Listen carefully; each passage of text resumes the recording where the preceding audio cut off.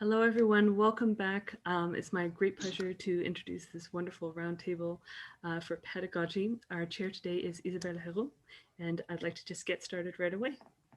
Hey, thank you, Amy. Hello, everyone. Welcome to this roundtable. So we have some questions that we prepare in advance, but we also take questions from the audience. We will go where the conversation goes. So let's begin now. I would like to suggest everyone to introduce themselves. Just maybe a little word about pedagogy. Well, do you teach guitar to the professional? What kind of pedagogy you're working? So maybe we can begin with Mathilde. Yes.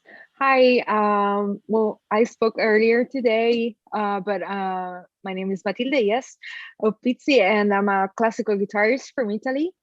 Um, I'm pretty lucky because in my fairly short career as a teacher, I had the pleasure to teach from first grade all the way to conservatory, middle school, high school, everyone. Always classical guitar. So yeah, I had a short career, but uh, I had different kind of students. So um, yeah, my pedagogy, Pedagogy. Like you want. yeah, is I'd say it's pretty classical, but I try to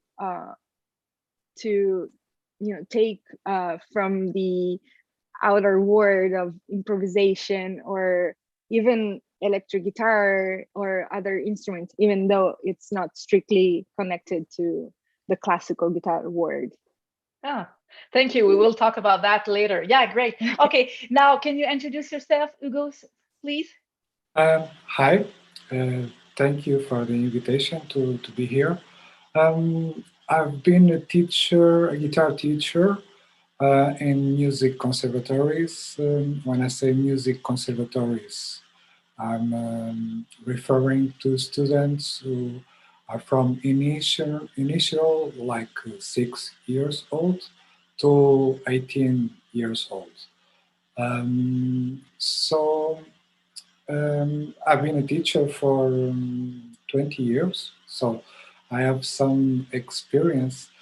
Um, I have the privilege to see students from really beginning age to right now they are in great schools all over Europe, in London, in Salzburg, Germany, Spain. So it's really for me, it's really a joy to see them grow as guitar professionals. Um, the competitions and all that. I really been close to my students and always go with them and participate a lot with the family and the student. Get involved and I really enjoy being there for them and the success and the struggles with problems, technique, Yeah. etc. So that's it. I also like to play music, uh, contemporary music, mostly with guitar and electroacoustic music. And I think that's it for, for now. Thank you. Thank you for your presentation.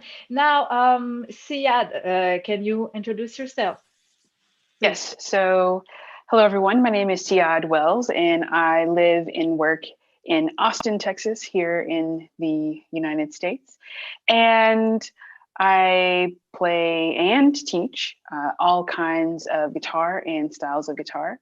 So I have training in music education and at the undergraduate and master's level here. And yeah, I've just continued to really explore and foster what my students want to do. And so if they come to me and they say, I'm interested in learning this, I try to help and guide them as much as I possibly can and try to be open and accepting and exploring of my own interests and also my students. And so I think that really guides my pedagogy work as a teacher. Well, thank you. Thank you. Please, Sylvie, can you introduce yourself? Thank you. So nice to meet you all and to have this opportunity to share some ideas. I'm very grateful for that. Yes, so I can say about myself that I've been teaching mostly on a one-on-one format, classical guitar, since I was 17, and I'm very old now, so it's been a while.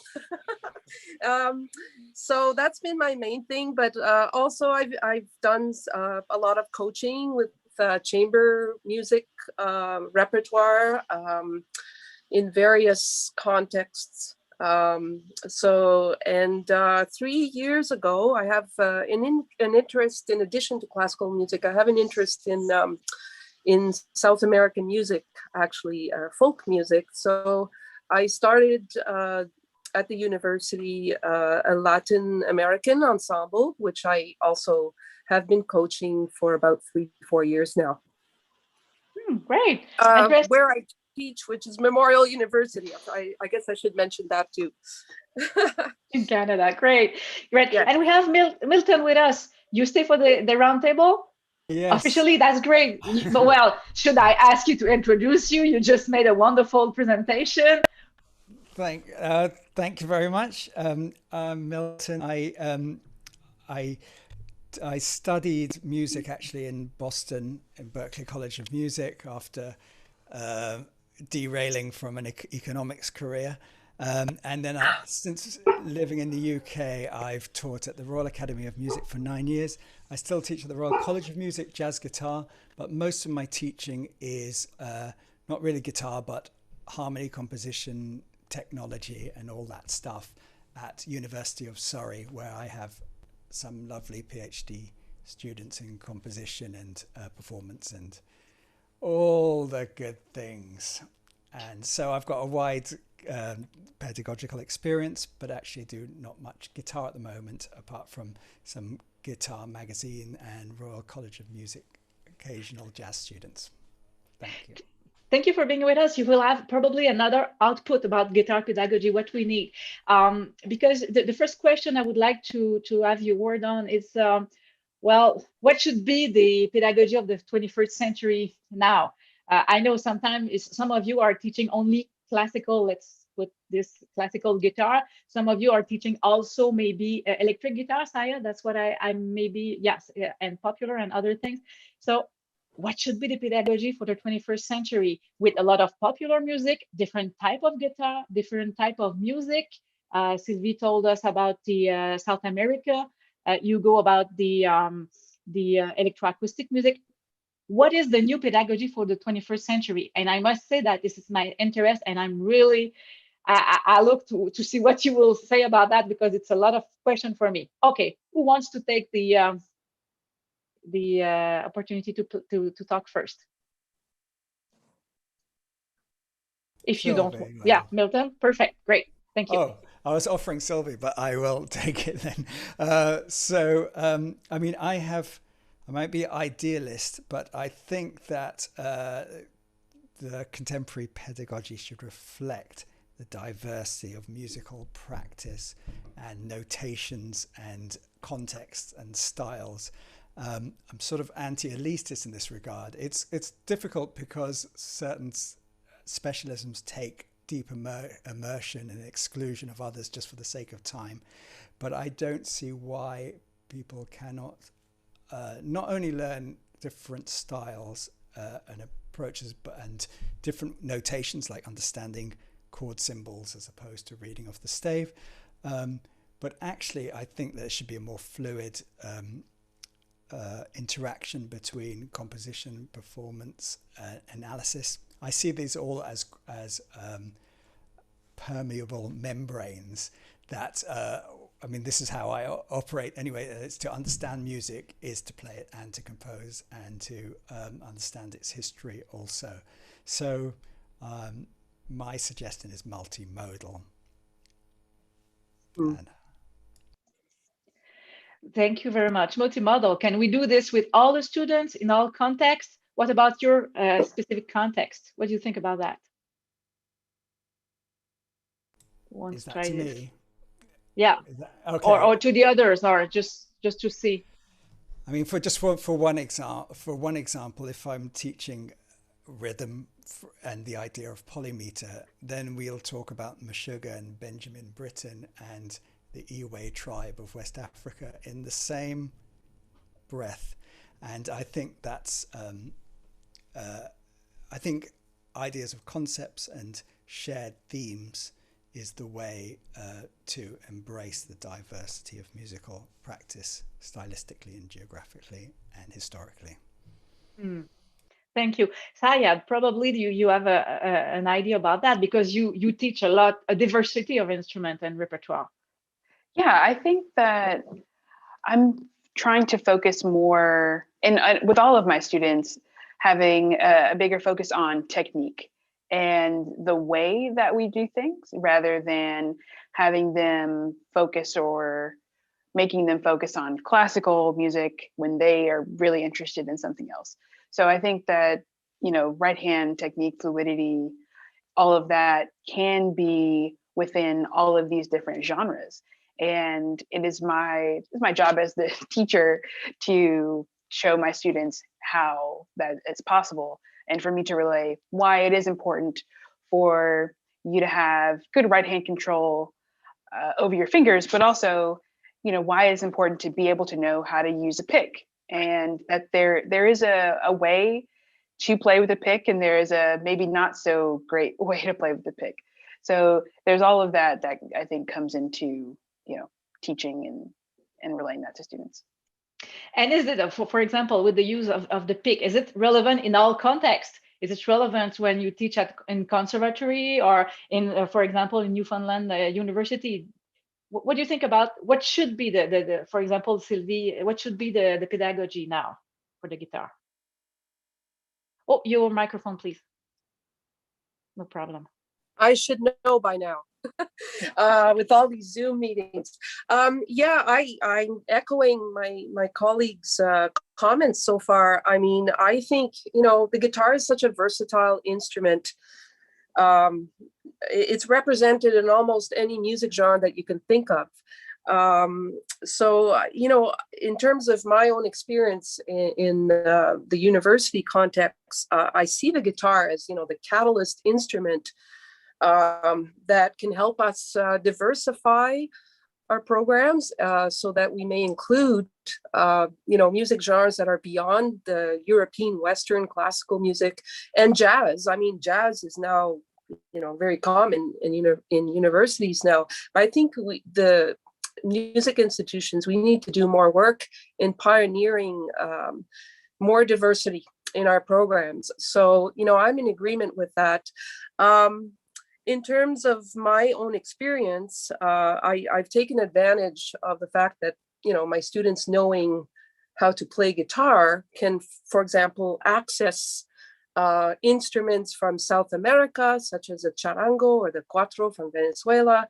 And although, these are very challenging instruments to play, they can get the basics down. And to me, that's a worthwhile thing to explore with them because it's just going to enrich their studies in music, to open them up to different styles of music. So the only other comment I was going to make, though, the reality in terms of where new music is concerned, the bulk of the classical guitar repertoire pretty much still lies in the 20th century. But I think it's going to be superseded very soon by the 21st century, because there's so many compositions written for guitar now, which is really exciting. But my experience has been my incoming students have a lot of resistance towards this music because the language is so far apart from their notion of what music is or should be, So again, as a pedagogue, I guess I feel it's my responsibility to introduce them to the language of atonality, the language of the use of for example, polyrhythms and mixed meters and all that. That's very foreign to them.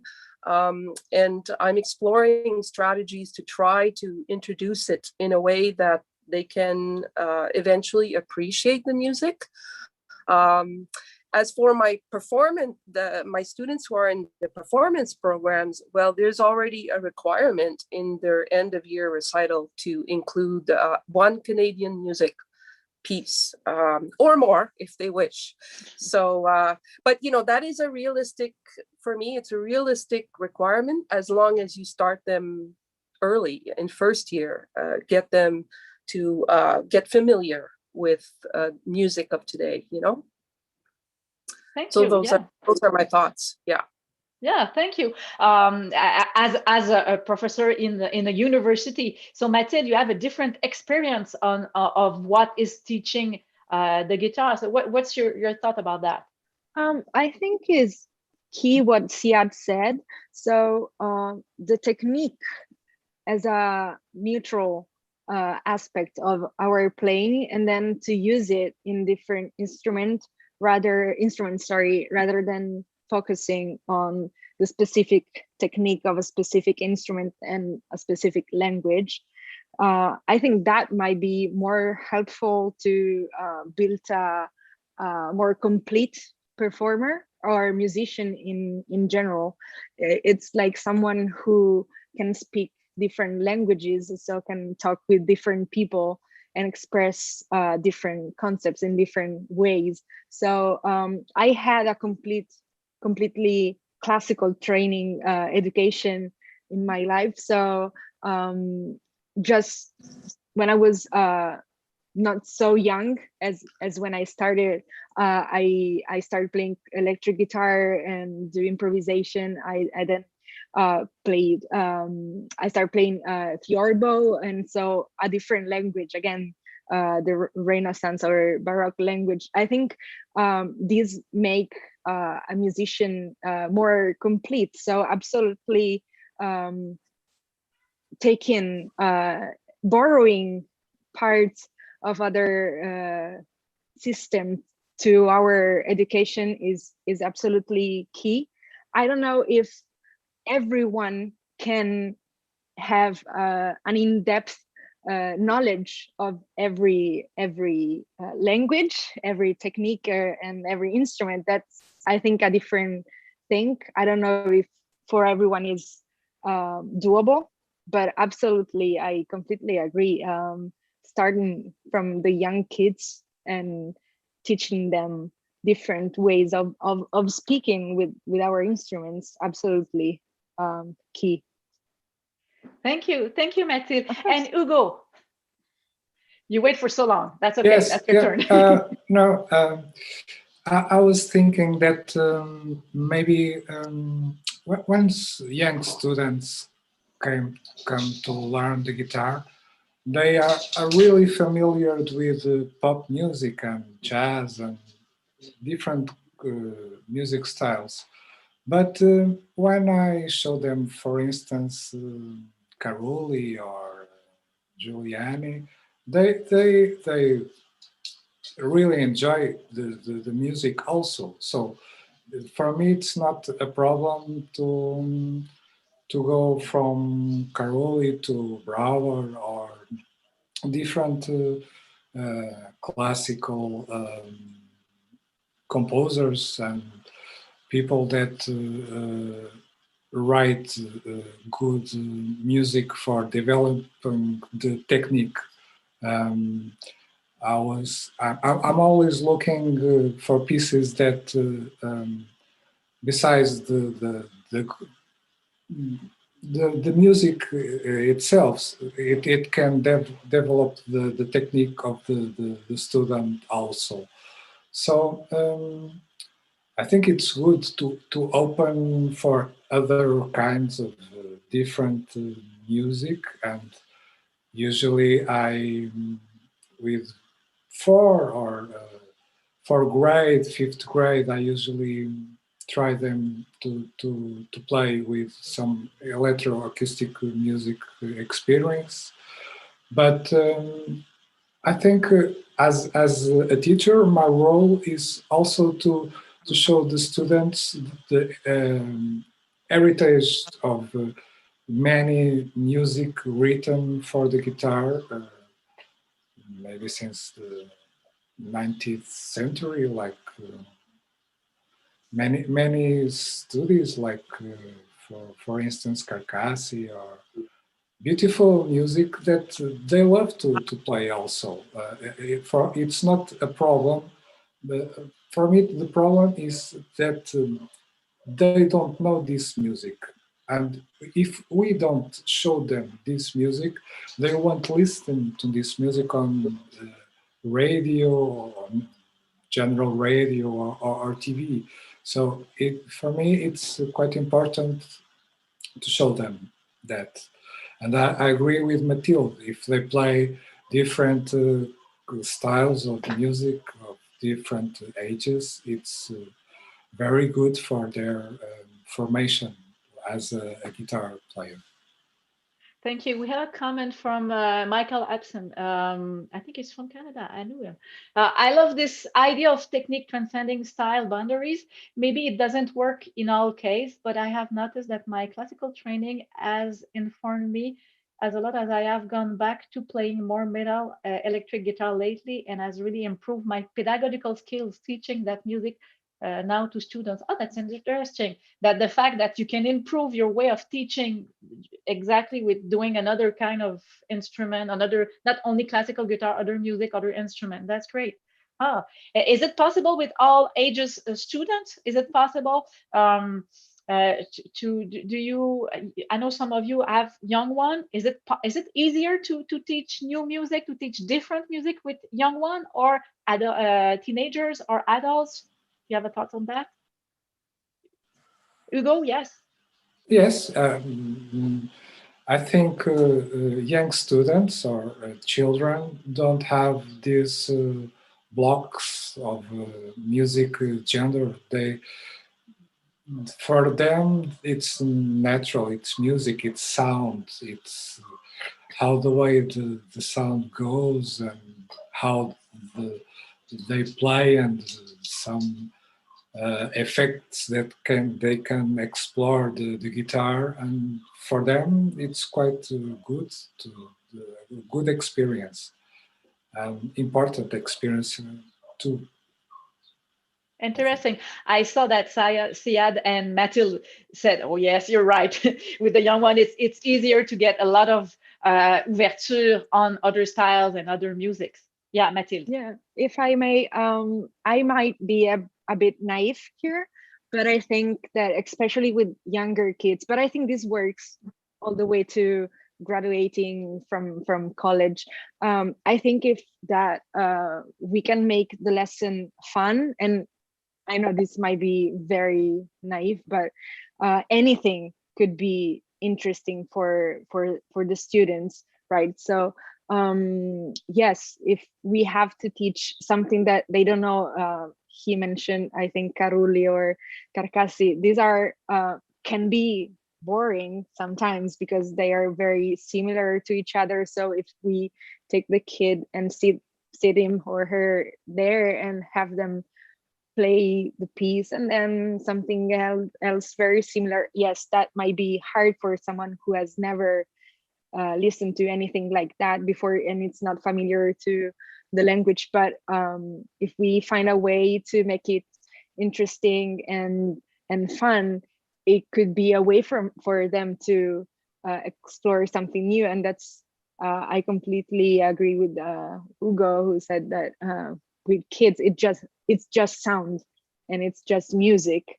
So I completely agree with that. I think at any age we can uh, present to students new music and in some way have them interact with it and actually enjoy it. And when you say new music, is it contemporary music? Because in fact, pop music is new music. Well, Or I mean new music for them in general, okay, and it okay. might be either Bach, because not every kid had the opportunity to listen to it, or contemporary music, anything that it isn't it isn't played on radios or on TV or on YouTube advertising, anything that isn't familiar for them. That's what I mean with new music for them. Okay, so Carolee could be very new for them. If they only listen to pop music, that might be very a shock. Yeah. Yeah, okay. it might be a shock or something that they might refuse if they don't find anything in it interesting or fun. But I think there's always a way to make things fun. So yeah. Interesting. And Siad, I'm just curious because you have a wide range of students. Do they study, for example, classical composer like romantic composer like Carolee saw? Do they like that? Do they find it more boring than jazz music or pop? What do you think about that?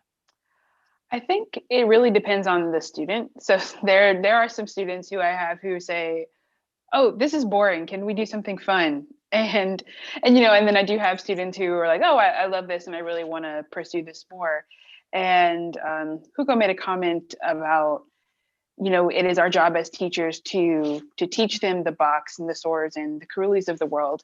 And I completely agree. I think that there is a little bit of I take a little issue with that when we get to university and we tend to pretend that music that isn't in the Western classical canon doesn't exist. And we don't think that that isn't important for our students to know, because how many classical, I'm sure there aren't as many, but there are several classical guitar players who end up playing in pit orchestras. And what could that have, how much more helpful could music history or some similar class have been for them had we talked about theater? So I'm just thinking, yes, it is our job to teach them those things, but to continue, when you go deeper, to explore more variety. Thank you.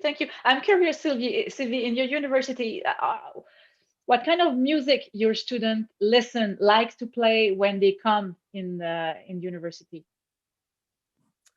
Is it different? Well, yeah, I think once they're in the university program, there are deadlines, there are parameters that are being set, of course. There's that degree that they hope to obtain after, say, 4 years or 2 years if they're a grad student. I would like to think that they listen to a variety of music, but they are also, sorry about the phone there, they are actually confined to their assignments. And so I think in an ideal world, I would love for my students, I'd love to get together with my students and listen to Stravinsky, and because I know some of them have never heard Stravinsky, even though they're in the classical program. I'd love for them to listen to my favorite Cuban song. I would love to do that, but the reality of it is there are many constraints, and I think for the most part, I'm going to say that students listen to whatever their history prof or theory prof has assigned them to listen to. Now, there are concert series that they are more than encouraged to attend, and of course there are concert projects that they can even participate in that will hopefully help them to reach a wider access to various types of music. About 5 years ago, the university introduced the gamelan ensemble. So music from Indonesia, and that's been very popular, as in addition to, well, the Latin ensemble has been popular. I think students, they're hungry to listen to more, like I said before, to more than European Western classical. So I'm hopeful, especially, in line with universities wanting to expand their programs and be more diversified and more inclusive. I'm hopeful that we will see many exciting programs to come. Thank you. Thank you. Milton, do you have an idea on that? So give me a specific question, because I don't want to derail. Perfect. Okay. No problem. Or we might switch to the other one. We talk about the change, opening the boundaries, and I was asking myself a question. Is the pedagogy of the guitar is different from the pedagogy of the piano or the violin, or because of the electric guitar and the classical guitar, which we don't have this kind of with the violin, for example, the two. I mean, there's I mean, you can play jazz piano and pop piano and classical piano on the same piano. That's one that's one thing. So the type of instrument doesn't change so much on that, and that's what we get with the guitar. But I think that there are ways of making connections between the two. Jonathan Leithwood teaches Bach through improvisation, when they absorb the harmonic cycle and then come up with their own melodies around it. This is a jazz approach where you have concepts and you build the piece ground up rather than top down from a piece. So I think we might be able to engage stylistically broadly in the way we engage with music, regardless of what style we label it or what instrument we execute it upon. So perhaps seeing improvisation not as the domain of the jazzer, who's, by the way, I studied jazz improvisation. I know lots of improvisers who play the same solo on their same, you know, it takes a lot of preparation to look like you're improvising. Similarly, I see freedom from classical guitarists, which they wouldn't count as improvisation just because they don't deviate from the notes, but they do all other sorts of live performative things. So we have very poor terms to associate, which means we kind of pigeonhole our activities in a way. And we say, oh, I don't improvise. Well, you use flexible time and phrasing and responding to audience. Yes, you do. And the idea that this is the issue when we think pitch is the most important thing, because when we're playing the score, we think we're playing the music because the notes are there, but there's much more to music than that. So my shorter answer is that yes, I think we can engage with all sorts of styles by doing it through different modes of engagement, which is thinking of a piece of music as one manifestation of an idea, and so that the barriers between, let's say, jazz and classical are less high. Thank you. You want some comments on that? I see Sylvie, you go take the. Well, I'll just, if you don't mind, I'll just add to Milton's comment that, you know, I was once absolutely traumatized by an experience that I had when I was in my teens. And I think I was at some party when somebody burst out singing Happy Birthday in like E flat, and was looking at me to provide the accompaniment, and I couldn't play it. I could not play it. You know, it's really disturbing, you know, that as classical musicians, you develop all this technique and you can't play Happy Birthday in E flat, you know. So that brings me to sorry to interject, but it's just, there's a great joke about, you know, how do you make an electric guitarist shut up? You put a music in front of them, but then how do you make a classical guitarist shut up? You take the music away. So there is this this cuts both ways, I think. Sorry to interrupt. No, it's a fair point. But yeah, I think along the lines of, you know, where do we move forward in our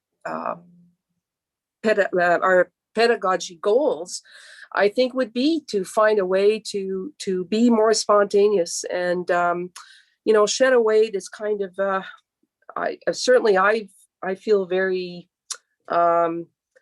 what is the word? Not reserved, but confined in my identity as a classical musician. My improvisation my ability to improvise to me is null, you know. And Beethoven was a great improviser. So was Bach and Mozart. They were all great improvisers. I think we kind of lost the way in our goal to be so specialized in one area of music, you know. Oh, thank you. We have a nice comment in the chat that the way of separating the different activities, playing, composing, teaching, is really new in the history of music. That's right. We were improvising until the end of 19th century. That was normal to improvise and just to play what was written in the score. It's quite new in the yeah. Thank you. Often we could kind of create the study for this to yeah, exactly. The teacher. Well, we probably do this when you teach, create new exercise, new music for the student. Yeah. Music was a full experience involving all capacity of the young learner. Yeah, that it can be someone as incomplete, but okay. Ben Diamond, we thought about Ben. I think it's really important to have a broad view of music and arts, for that matter, as student and educator going to the university concert series. Yeah, open to other kind of music, jazz, festival, band, and everything. That's a good idea. So it helps the bridge with other artists inside and outside the academy. Uh, well, system, I could say. Yeah. Any idea about that? Any thoughts about that? Siad, Mathilde, Hugo? Okay, let's move forward. If oh yeah, Siad, you I saw your microphone. I saw you. No. That's great. Do not hesitate to interrupt. Milton, your joke was just perfect because that's quite true. I really understand what you mean with that. Okay. Um, do you is it possible to teach the students how do you say it? We teach technique, we teach interpretation, we teach different styles, we teach uh, how to like music, but it's a lot of things to teach to students. You know, we think it's great to be able to play classical, electric guitar, to play technique, to play repertoire, very different. But with where we begin, what should be the first entry for that? Yeah, Mathilde. Yeah, that's the problem I think I was talking about before, about the different styles and instruments. I don't think it's for everyone to explore in depth each instrument we have at our disposal and each style. I think it's very good that we explore a little bit of each, but I don't think it's for every student to master all of it. So I think it's very important to learn the technique. And as Siad said before, the fluidity of left hand, where it's important whether you play classical guitar, acoustic guitar, electric guitar, it doesn't matter where you use it, you just need it. And at the same time, same goes for the right hand. There must be something good about learning how to use the pick in a fluent, let's say, way, and you can transport that to the classical guitar. So absolutely taking borrowing from other instruments is important, other styles, other languages. But I feel that especially for younger students who might be in middle school, high school, studying other things, not conservatory students, might be important to choose a major instrument and then borrow from the others rather than doing little things for each and then not being able to be proficient in anything, if that makes sense. And then maybe, yes, when they are older, they can, I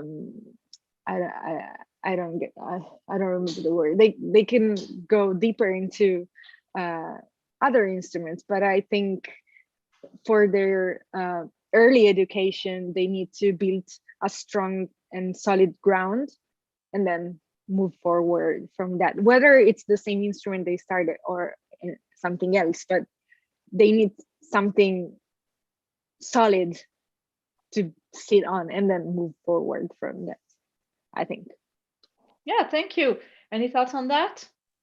I think So, yeah. that was actually my opposite experience as a young guitarist. So I remember I kind of hopped around, and one week we would do jazz in my lessons, and then the next week we would be playing acoustic guitar, and then I wanted to learn how to write a song, and I wanted to play Villa-Lobos etudes, and so I went around to all of these things before I kind of settled on that I wanted to play classical guitar, and that I wanted to go more deeply and to kind of specialize for that. And so I think it can depend on the student, what kind of student do you have? Because I think if my teacher hadn't been so willing and open to explore those alongside me, then I probably wouldn't have wanted to continue. But exploring those different things allowed me to see where was my real focus. And so I think it can be, there's this balance of both relaying all of the important things, but allowing the student to explore if they're really hungry to do so. Because I think a lot of professors don't encourage students to explore their own interests enough. Interesting. Any other thoughts on that? Hugo. Yeah, like I said before, I usually take students with small ages, like 6, 7, 8, and then go forward. So at that age, they don't know really what they want to explore, or so. I think what is important, and that I'm really. It's important for me to them to have a good technique, so they could play all the music they want later. So, but technique. When I say technique, I say always with it's like a mean to um, to make music. So. Like the way we can play musically expressively and rhythmically correct, and then I think there is a right way to play the classical guitar. So how to hold the guitar, the position of the hands, how to move the fingers. We are always looking for the optimum efficiency and with minimal effort, and that's a thing that is going all grades on. So usually I found some problems that are similar with. Sometimes I get students from other places.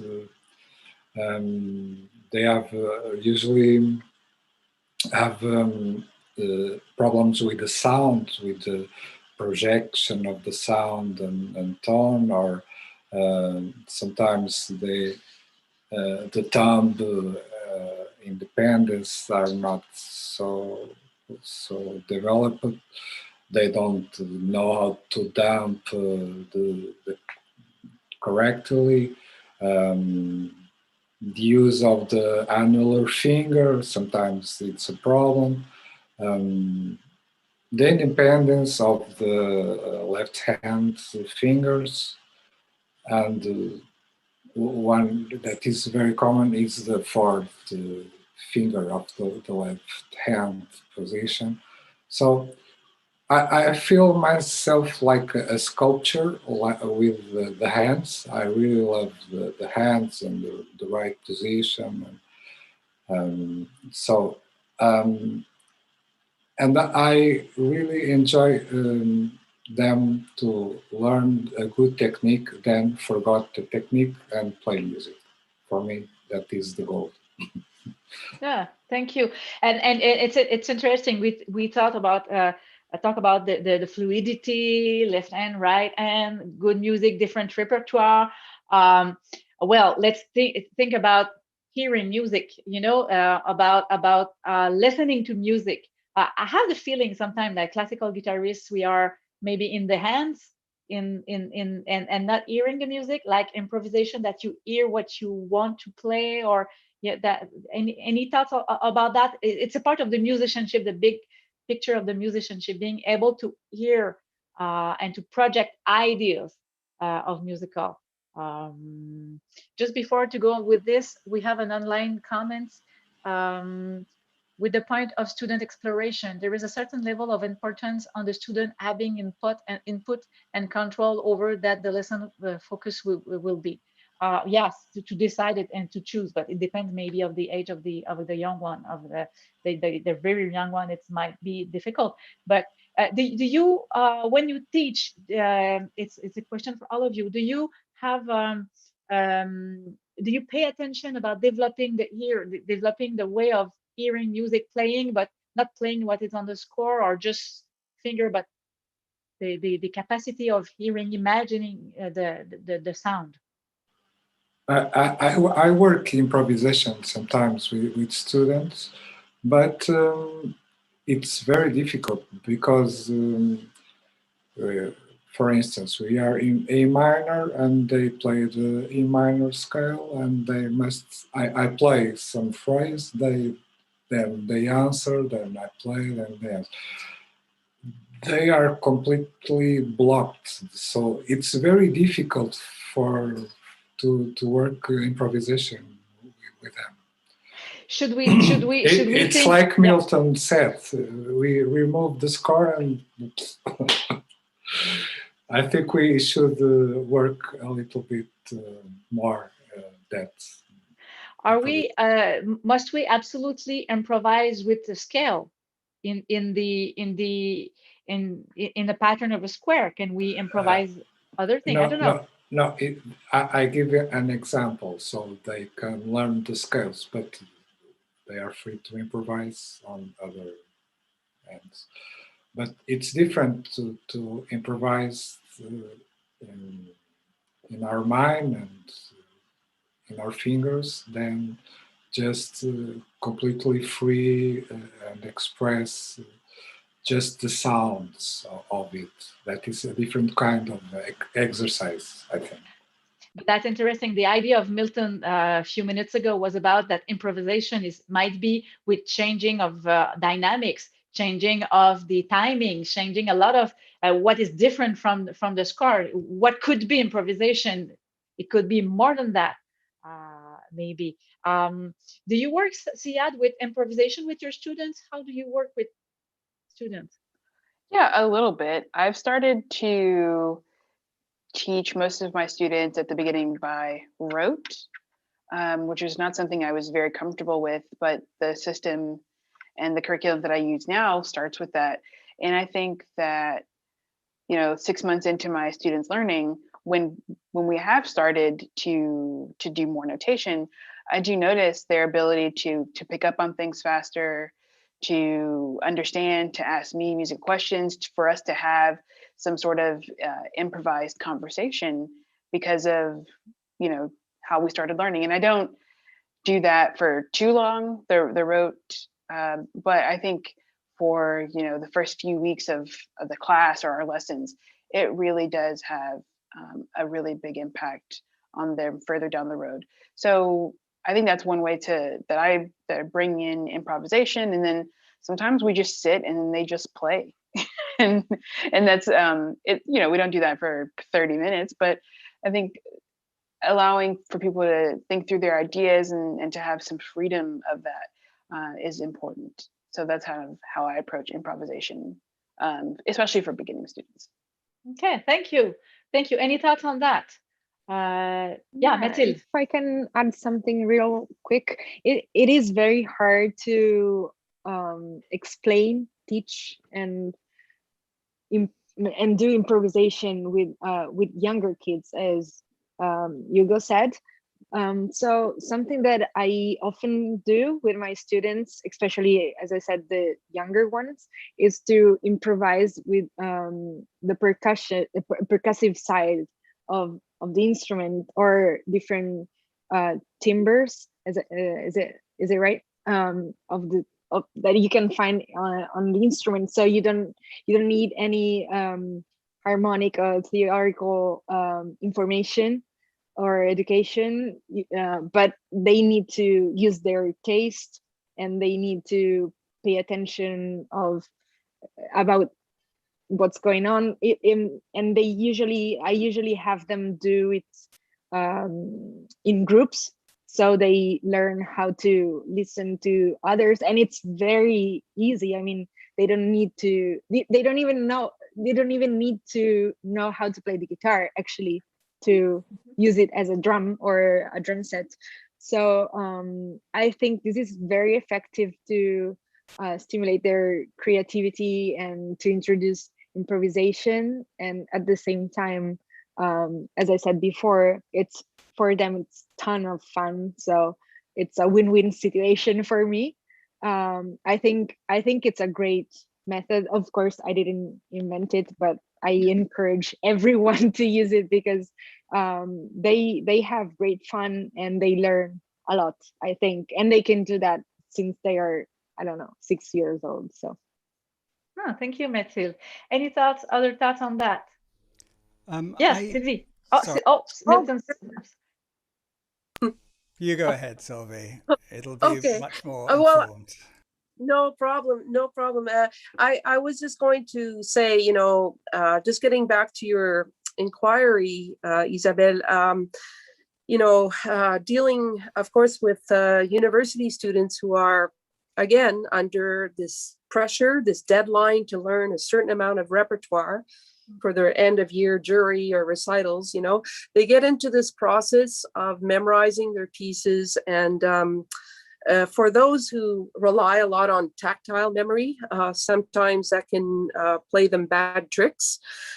So I've used on occasion for some, I've called upon their oral skills, or solfège, as some people will call it, to put that in practice a little bit more, and, get away from the fingerboard, and just learn, perhaps, isolating the bass line, or isolating the soprano or the alto line, and learning how to sing that part, internalize the music that way, rather than relying on finger memory to do so, to play the piece.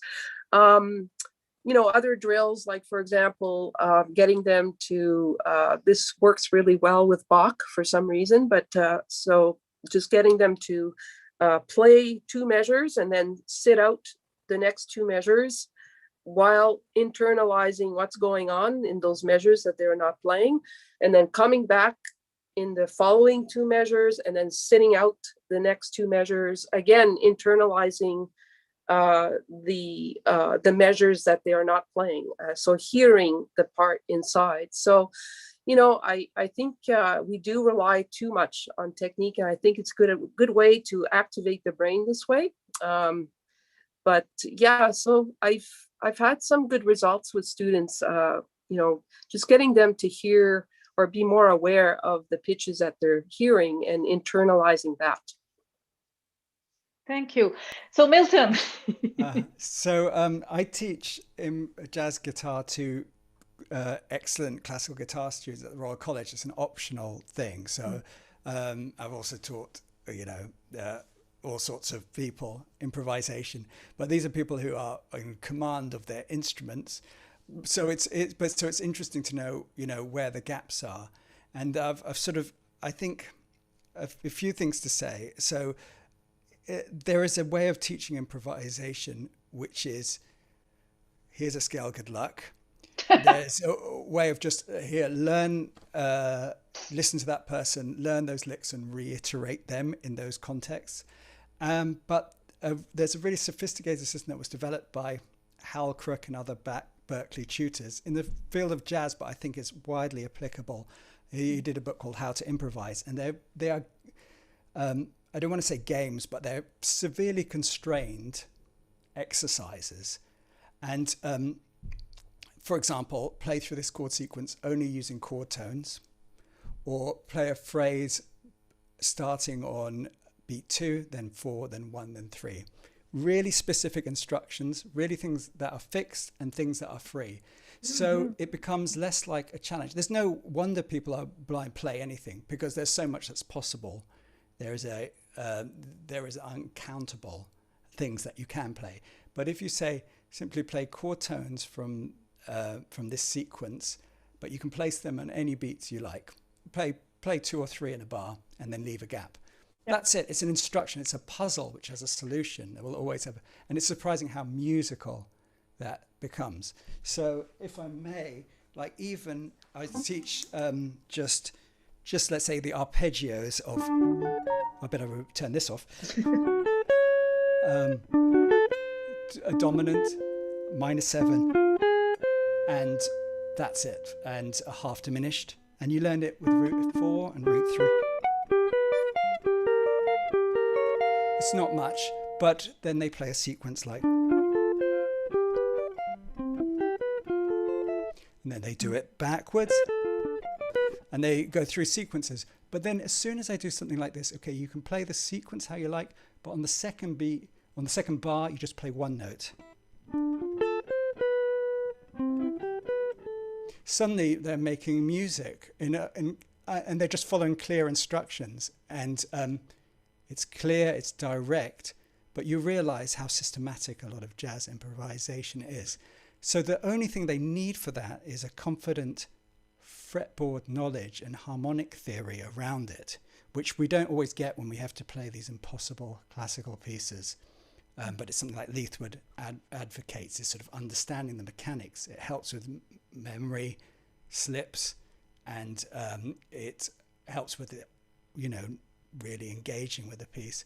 And the second thing, which Sylvie touched on, is having a sense of pulse without having to play, which is a huge thing. In my learning, that I realized when I felt 2 bars go by or 4 bars go by without playing anything, which is a huge learning step, but it's so fundamental, and it changes, and it's sort of invisible, because you can only teach around it, and then it sort of bubbles up.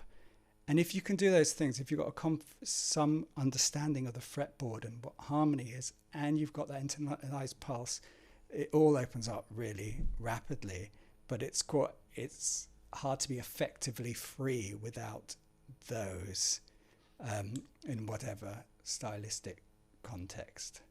Yeah, you're at the basic of the musicianship, being able to feel this really well, to keep going. And I think that the issue with, guitar is it's a rhythm instrument, a percussion instrument, but the nature of solo classical guitar is that a lot of flexible time is used, sometimes really expressively, but also just to accommodate the difficulties of the piece. So sometimes flexible time masquerades as expression when it's really covering the technical challenge, which, the classical guitar is ridiculously, it's too hard. It's too hard, and so we should enjoy playing simpler pieces and playing together as well. I think that, people, I shouldn't say, it's too hard for me, the classical guitar, in most of the repertoire. You guys can play amazingly, so but there's so much time spent just to execute something in this polyphonic way, where we should be playing guitar ensembles and playing simpler ways and so on. And I think there's so much stress around the classical guitar just to achieve the repertoire. I kind of think the pieces are too hard, really, at grades. I think we should enjoy playing, and I think that there's a reason why technique is such a topic, where it is a little less so with other instruments, where a violinist can join an orchestra and read what's playable and join and have that experience, and we're deprived of that somewhat in the repertoire that are exposed to us.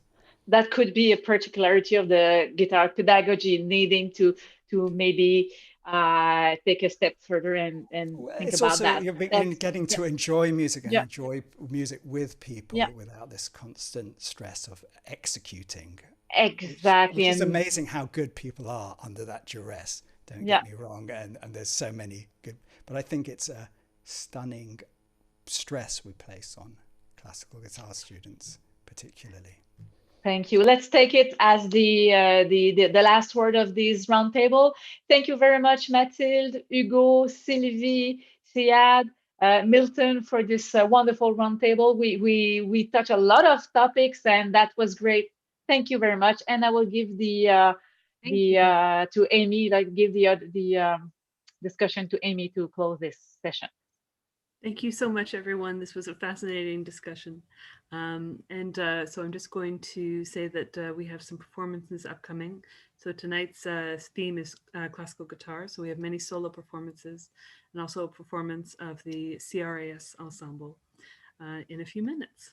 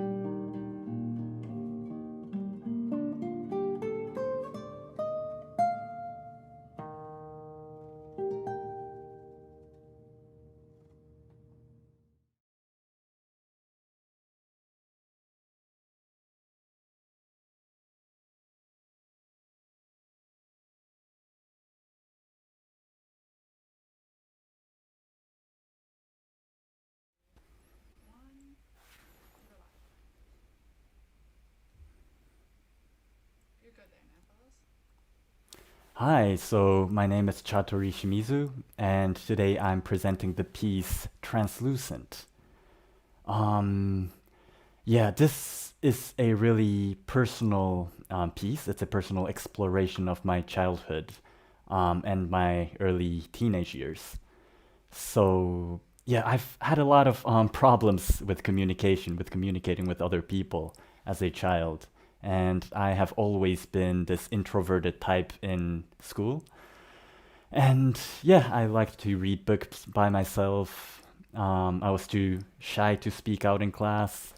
However, there was always something that I really wanted to express, some noise or a scenery, so to say, that I have been depicting inside of me, which I couldn't really articulate outside of myself. And the piece was really inspired by going back in time in my memory and reconciling with the feelings and the inspirations that I had when I was much younger. Yeah, this piece was specifically written for the Brahms guitar, and it was commissioned by my friend Joseph Ehrenpreis, which he is also playing this specific audio for today. Yeah, Joseph and we met at the New Music on the Point Festival in Vermont back in 2016. And yeah, over the years, we've been sharing ideas, creating music together, and exploring the world together with music. Yeah, it's been a So, wonderful mm, friendship that we've developed since then, and a great mm, honor to play your music as well, especially a yeah, piece that's so personal to your childhood and your heart. And mm, in working together on this piece, I do think that we face some challenges, but seamlessly work them out because we have a relationship as friends.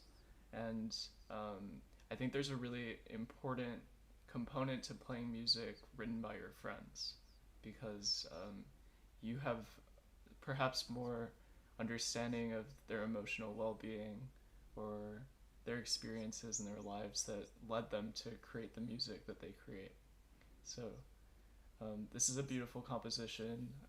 It's quite meditative, but um, it has some interesting qualities that many guitarists, I think, don't have the opportunity to encounter in the standard repertoire all the time. And Chaudhary, you wanted to talk about that a little bit here. Writing music that isn't inherently metric, not within the Western confines of meter and rhythm. yes. So, yeah, usually I believe that there are differing time identities in music, one of which is the metronomical time identity. This time identity is often used in the notations of the Western art music or the Western classical music. It has a tempo indication, and each meter can be counted with a time signature. And for our piece, for Translucent, I have not used any time signatures or bar lines. And Joe, I wanted to ask you, as a classically trained guitarist, how was it playing a non-metronomic piece and not interpreting a non-metronomic score? It was quite interesting. I think the way that we generally dedicate our time to practice is by practicing phrases in time. But with a piece that has no timing, um, you can practice more of the concept of gesture.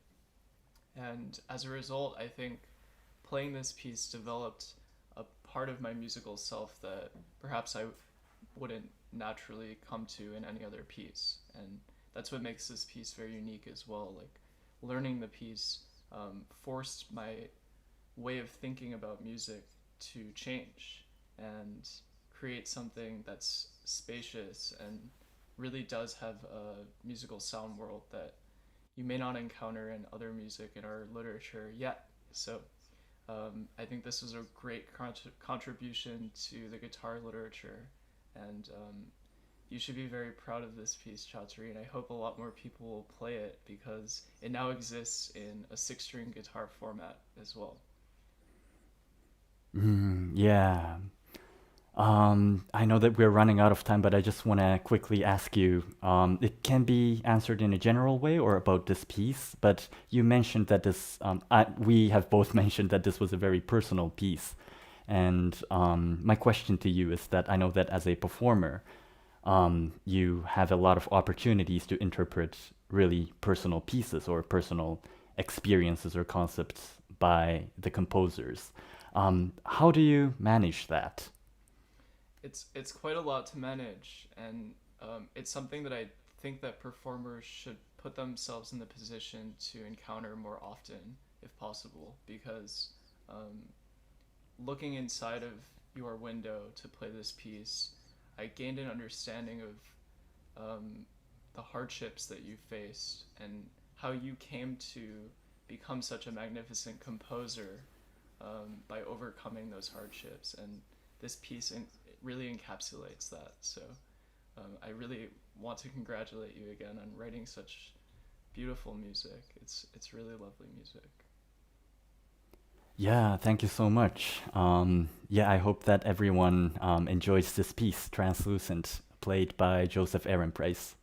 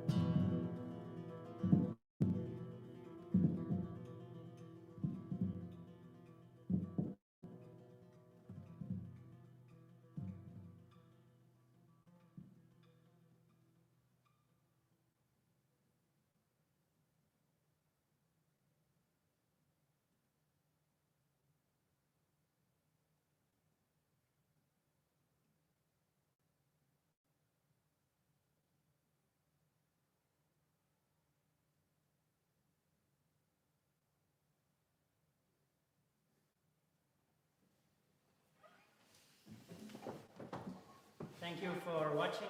We hope to see you in real life someday.